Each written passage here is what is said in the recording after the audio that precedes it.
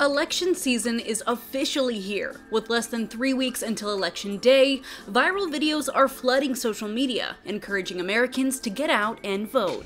As Election Day approaches, so does Halloween. But who's to say these two events have to stay separate? TikTok user @YourFuzzyScarf is merging both in a fun and spooky way with her coven. In this viral clip, these witches aren't just casting spells, they're gearing up to cast their votes too. Another social media user, Chris Everett, took to TikTok to share his take on the importance of exercising your right to vote, and his message clearly hit home, racking up nearly 200,000 likes. If you're choosing not to vote, that's your prerogative, but I think it's foolish, I think it's misguided, and I think it's a privilege. And let me explain.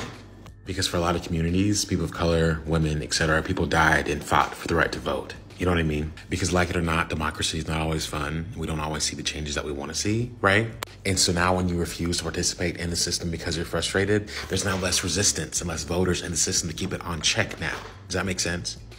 So I honor and I respect the frustrations, but there really is a lot on the line, like a lot. And in one of the most heartwarming viral moments, 81-year-old Betty Cartage made headlines for voting for the very first time in her life. After her husband's passing last year, Cartage decided to make her own choice at the polls, sharing with WSB-TV Atlanta, "I was so young when we got married. I never thought about it. Then, as I got older, I figured my vote wouldn't matter. Voting was neat. It was good. If I'm still here, I'll be back again."